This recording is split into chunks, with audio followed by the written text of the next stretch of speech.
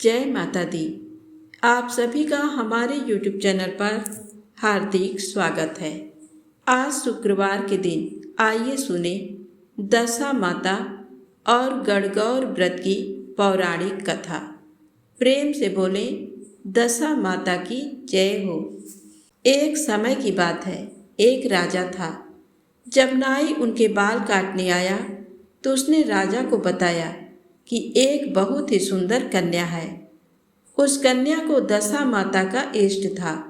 वह पीपल की प्रतिदिन पूजा करती, दशा माता की कहानियाँ सुनती थी। दशा माता ने सोचा कि मेरा नियम रखने वाली की शादी अच्छी जगह होनी चाहिए। तो फिर राजा ने नाई से कहा कि ऐसी सुंदर कन्या से मैं शादी कर लूं। राजा ने उस कन्या से शादी कर ली। शादी करके महल में आए। राजा के एक रानी पहले से ही थी। उस रानी ने सोचा कि इतनी सुंदर दूसरी रानी आ जाएगी तो मेरा रुतबा और आदर कम हो जाएगा। तो बड़ी रानी काला हाथ करके आई और नई रानी के मुंह पर लगा दिया। राजा ने जब नई रानी का चेहरा देखा तो बहुत दुखी हुए कि नाई ने हमारे साथ धोखा किया। ऐसे काले मुंह वाली गिलहरी जैसी शकल वाली लड़की से मेरी शादी करा दी। राजा ने नई रानी को अलग कक्ष में रख दिया। उससे बातचीत भी नहीं करते थे और उसकी तरफ देखते भी नहीं थे। राजा के ऐसे व्यवहार से छोटी रानी बहुत दुखी हो गई। उसको समझ नहीं आ रहा था कि वो क्या करे, कैसे राजा को समझाए। फिर कुछ समय पश्चात उसने अपने पीहर खबर भेजी कि मेरे 4 रंग की पोशाक, वैसी ही चौपड़ और झूले की रस्सी भेजना। उसके लाल, हरी, केसरिया और गुलाबी चारों रंग की पोशाक, चौपड़ और झूले की डोरी आ गई। फिर उसके बाद उसने दासियों से मालूम करवाया कि राजा आज घूमने के लिए कौन से बाग में जाएंगे। उसको पता चला कि राजा आज गुलाब बाग में घूमने जाएंगे। उसने गुलाबी रंग की पोशाक पहन ली, 16 श्रृंगार किया और अच्छे अच्छे जेवर पहन लिए और फिर वह गुलाबी चौपड़ और गुलाबी रस्सी लेकर गुलाब बाग में राजा के आने से पहले ही पहुंच गई। बाग में पहुंचकर उसने गुलाबी चौपड़ बिछा दी और पास में ही झूला डालकर झूलने लगी। राजा बाग में घूमने आए तो उन्होंने उसे देखा और सोचने लगे कि कितनी सुंदर राजकुमारी झूला झूल रही है। रानी ने पूछा, हे राजा, चौपड़ खेले? राजा ने हामी भर दी।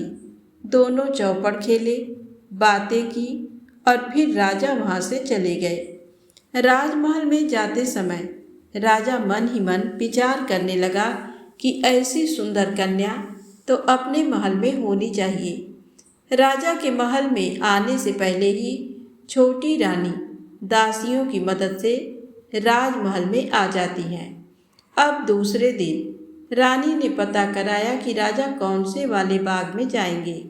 रानी को पता चला कि राजा हरियाली बाग में जाएंगे। उस दिन रानी हरी पोशाक पहनकर और 16 श्रृंगार करके हरी चौपड़, हरी रस्सी लेकर दासियों को साथ में लेकर बाग में पहुंच गई।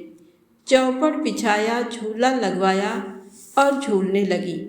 राजा के आने पर दूसरे दिन भी वह पूछती हैं, हे राजा, आइए चौपड़ खेलें। राजा कहते हैं, हाँ खेलते हैं। तीसरे दिन वह लाल बाग में गई, लाल पोशाक पहनी, लाल चौपड़ ली और लाल रस्सी लेकर गई। और फिर चौथे दिन केसरिया पोशाक पहनकर केसरिया चौपड़ और रस्सी लेकर केसरिया बाग में गई। राजा उस पर बहुत ही मोहित हो गए, पर राजकुमारी को तो मालूम था तो वो शर्माती नहीं थी। अगली रात रानी ने चारों पोशाकें, रस्सी और चौपड़ सब रानी के कक्ष के बाहर बरामदे में रख दिए और उंगली के चीरा लगाकर हाय हाय करने लगी। राजा को तो पहले से ही नींद आ रही थी और वह हाय हाय कर रही थी तो उन्हें तो बहुत ही गुस्सा आया और वो बोले कि आज इस काले मुंह वाली को तलवार से मार डालूं, इसका किस्सा ही खत्म कर देता हूँ। गुस्से में भरे हुए ही राजा उसके कक्ष की तरफ गए। उसके कक्ष के बाहर राजा क्या देखते हैं कि चारों रंग की पोशाक, चौपड़ और रस्सी पड़ी है। राजा ये सब वहाँ देखकर सोचने लगे कि ये सब तो उस राजकुमारी के हैं। वो सोचने लगे कि ये सब यहाँ कैसे आ गए। जब राजा कक्ष के भीतर पहुँचे तो उन्हें रानी को देखकर बहुत आश्चर्य होता है। राजा रानी से कहते हैं कि आप यहाँ। रानी कहती हैं हाँ। फिर राजा कहते हैं कि रानी, आपने हमें धोखा दिया। रानी कहती है मैंने आपको धोखा नहीं दिया, आपने मुझे धोखा दिया। राजा कहते हैं कि तुम्हारे चेहरे पर तो गिलहरी की तरह काली लकीरें थी। रानी कहती है कि वो तो आपकी बड़ी रानी ने मुझे प्यार करते समय लगा दी थी। उनको लगा होगा कि मेरे आने से आप उनका आदर कम कर दोगे। छोटी रानी फिर बोलती है कि मेरे तो दशा माता का इष्ट है, मेरे ऊपर दशा माता की कृपा है, जो दशा माता ने मेरी लाज रखी, वरना मुझे तो मरना पड़ता। राजा कहते हैं रानी, आप पूरी बात पहले ही बता देती तो आपको और हमको इतना दुख नहीं देखना पड़ता। उसके बाद राजा और छोटी रानी के साथ सुखपूर्वक रहने लगे। हम भी दशा माता जी से यही प्रार्थना करते हैं कि हे दशा माता, जैसा दुख छोटी रानी ने झेला वैसा दुख किसी को झेलना न पड़े, और जैसी कृपा आपने छोटी रानी पर करी वैसी कृपा आप हम सब पर भी करना। तो प्रेम से बोले दशा माता की जय हो।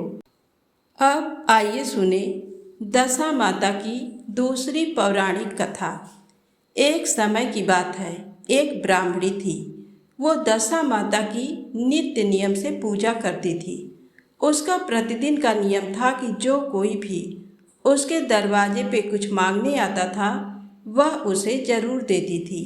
वह किसी को भी अपने घर से खाली हाथ जाने नहीं देती थी। जो आटा मांगता था उसे वो आटा देती थी, जो अन्न मांगता था उसे वो अन्न देती थी। ब्राह्मणी के आंगन में एक पीपल का पेड़ भी था जिसकी वह प्रतिदिन पूजा करती थी। उस समय सतयुग चल रहा था। दशा माता ने एक बार विचार किया कि देखूं तो सही ये कितने सत पे चलती है। तो दशा माता एक हंस का रूप धरकर उसके घर पधारती हैं और आंगन में लंबी लंबी गर्दन करके घूमने लगी। ब्राह्मणी ने गेहूं के दाने डाले तो हंस नहीं खाए, मक्की के दाने डाले वो भी नहीं खाए। ब्राह्मणी ने जवार के दाने डाले वो भी नहीं खाए। उस समय सतयुग चल रहा था। तो हंस ने बोल कर कहा कि हंस चुगे तो मोती चुगे, वरना भूखा ही रहे।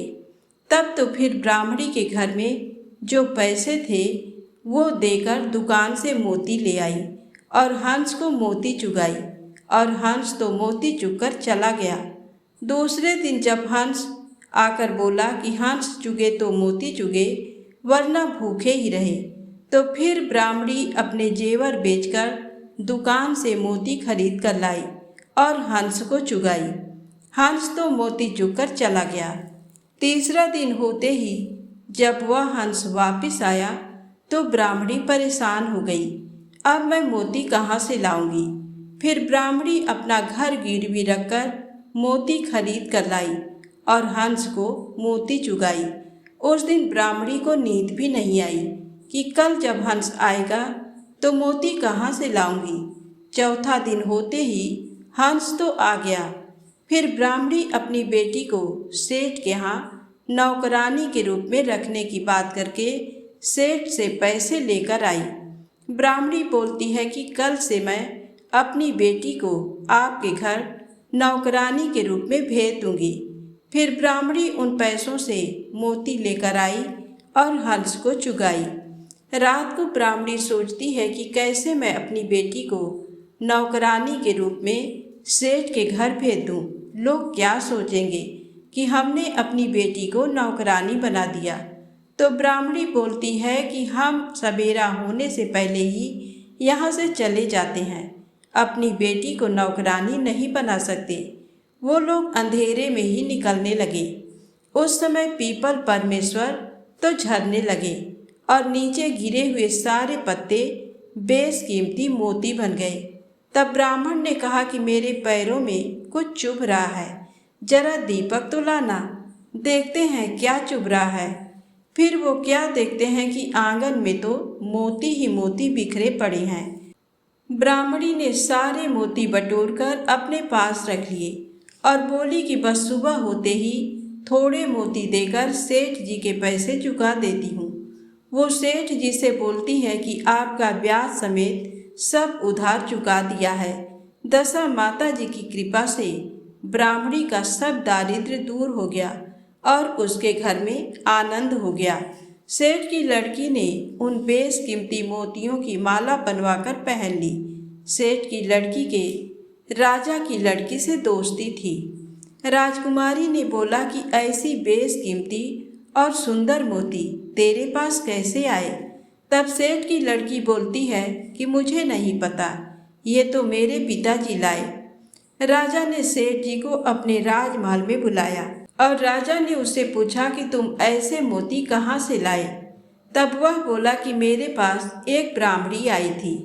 3 दिन तक तो वह उधार लेकर मेरे से मोती ले गई और चौथे दिन वापस मुझे ऐसे बेशकीमती मोती देकर गई। तब उस ब्राह्मणी को बुलाया गया और उससे पूछा कि ऐसे मोती कहाँ से लाई। ब्राह्मणी ने हंस वाली सारी बात बताई और बोली कि मेरे ऊपर तो पीपल परमेश्वर की कृपा हुई है।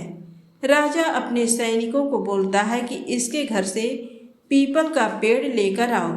ऐसा पेड़ तो राजमहल में होना चाहिए। जब राजा के सिपाही पीपल खोदने लगे तो पीपल का पेड़ तो नहीं निकला, बल्कि सैनिकों के कांटे चुभने लगे। राजा ने कहा कि वो पीपल का पेड़ तो इनकी किस्मत में ही लिखा हुआ है, उसको वहीं रहने दो। तो प्रेम से बोले, दशा माता की जय हो। हे दशा माता, जैसी कृपा आपने उस ब्राह्मणी पे करी, वैसी कृपा हम सभी पर करना। कहानी कहने वाले पर भी, कहानी सुनने वाले पर भी। प्रेम से बोले, दशा माता की जय हो। अब आइए सुने गणगौर व्रत की पौराणिक कथा।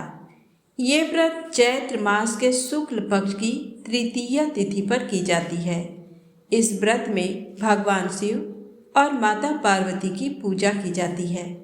एक बार भगवान शंकर तथा पार्वती जी नारद जी के साथ भ्रमण को निकले। चलते चलते वे चैत्र शुक्ल तृतीया के दिन एक गांव में पहुंच गए। उनके आगमन का समाचार सुनकर गांव की श्रेष्ठ कुलीन स्त्रियां उनके स्वागत के लिए स्वादिष्ट भोजन बनाने लगी। भोजन बनाते बनाते उन्हें काफ़ी विलंब हो गया, किंतु साधारण कुल की स्त्रियां श्रेष्ठ कुल की स्त्रियों से पहले ही थालियों में हल्दी तथा अक्षत लेकर पूजन हेतु पहुंच गई। पार्वती जी ने उनके पूजा भाव को स्वीकार करके सारा सुहाग रस उन पर छिड़क दिया। वे अटल सुहाग प्राप्ति का वरदान पाकर लौटी। तत्पश्चात उच्च कुल की स्त्रियां अनेक प्रकार के पकवान लेकर गौरी जी और शंकर जी की पूजा करने पहुंची। सोने चांदी से निर्मित उनकी थालियों में विभिन्न प्रकार के पदार्थ थे। उन स्त्रियों को देखकर भगवान शंकर ने पार्वती जी से कहा, हे पार्वती, तुमने सारा सुहाग रस तो साधारण कुल की स्त्रियों को ही दे दिया, अब इन्हें क्या दोगी? पार्वती जी ने उत्तर दिया, हे प्राणनाथ, आप इसकी चिंता मत कीजिए। उन स्त्रियों को मैंने केवल ऊपरी पदार्थों से बना रस दिया है, इसलिए उनका रस धोती से रहेगा, परंतु मैं इन उच्च कुल की स्त्रियों को अपनी उंगली चीरकर अपने रक्त का सुहाग रस दूंगी। ये सुहाग रस जिसके भाग्य में पड़ेगा वह तन मन से मुझ जैसी सौभाग्यवती हो जाएगी। जब स्त्रियों ने पूजन समाप्त कर दिया तब पार्वती जी ने अपनी उंगली चीरकर उन पर छिड़क दी। जिस पर जैसा छींटा पड़ा उसने वैसा ही सुहाग पा लिया। तत्पश्चात भगवान शिव की आज्ञा से पार्वती जी ने नदी तट पर स्नान किया और बालू की शिव मूर्ति बनाकर पूजन करने लगी। पूजन के बाद बालू के पकवान बनाकर शिव जी को भोग लगाया। प्रदक्षिणा करके नदी तट की मिट्टी से माथे पर तिलक लगाकर 2 कण बालू का भोग लगाया। इतना सब करते करते पार्वती जी को काफ़ी समय लग गया। काफ़ी देर बाद जब वे लौट कर आईं तो महादेव जी ने उनसे देर से आने का कारण पूछा। उत्तर में पार्वती जी ने झूठ ही कह दिया कि वहाँ मेरे भाई भावज आदि मायके वाले मिल गए थे, उन्हीं से बातें करने में देर हो गई। परंतु महादेव तो महादेव ही थे, वे कुछ और ही लीला रचना चाहते थे। अतः उन्होंने पूछा, हे पार्वती, तुमने नदी के तट पर पूजन करके किस चीज का भोग लगाया था और स्वयं कौन सा प्रसाद खाया था? तब पार्वती जी ने झूठ बोल दिया, मेरी भावज ने मुझे दूध भात खिलाया, उसे खाकर मैं सीधी यहाँ चली आ रही हूँ। ये सुनकर शिव जी भी दूध भात खाने की लालच में नदी तट की ओर चल दिए। अब पार्वती जी दुविधा में पड़ गईं। तब उन्होंने मौन भाव से भगवान भोले शंकर का ही ध्यान किया और प्रार्थना की, हे भगवान, यदि मैं आपकी अनन्य दासी हूँ तो आप इस समय मेरी लाज रखिए। ये प्रार्थना करती हुई पार्वती जी भगवान शिव के पीछे पीछे चलती रहीं। उन्हें दूर नदी के तट पर माया का महल दिखाई दिया। उस महल के भीतर पहुंचकर वे देखती हैं कि वहाँ शिव जी के साले तथा सलहज आदि सब परिवार उपस्थित हैं। उन्होंने गौरी तथा शंकर का भावभीना स्वागत किया। वे 2 दिनों तक वहाँ रहे। तीसरे दिन पार्वती जी ने शिव जी से चलने के लिए कहा, पर शिव जी तैयार न हुए। वे अभी और रुकना चाहते थे। तब पार्वती जी रूठकर अकेली ही चल दी। ऐसी हालत में भगवान शिव जी को पार्वती के साथ चलना पड़ा। नारद जी भी साथ साथ चल दिए। चलते चलते वे बहुत दूर निकल आए। उस समय भगवान सूर्य अपने धाम पश्चिम को पधार रहे थे। अचानक भगवान शंकर पार्वती जी से बोले, मैं तुम्हारे मायके में अपनी माला भूल आया हूँ। तब पार्वती जी ने कहा, ठीक है, मैं ले आती हूँ, और जाने को तत्पर हो गई। परंतु भगवान ने उन्हें जाने की आज्ञा न दी और इस कार्य के लिए ब्रह्मा पुत्र नारद जी को भेज दिया। परंतु वहां पहुंचने पर नारद जी को कोई महल नजर नहीं आया। वहां तो दूर दूर तक जंगल ही जंगल था, जिसमें हिंसक पशु विचर रहे थे। नारद जी वहां भटकने लगे और सोचने लगे कि कहीं वे किसी गलत स्थान पर तो नहीं आ गए। मगर सहसा ही बिजली चमकी और नारद जी को शिव जी की माला एक पेड़ पर टंगी हुई दिखाई दी।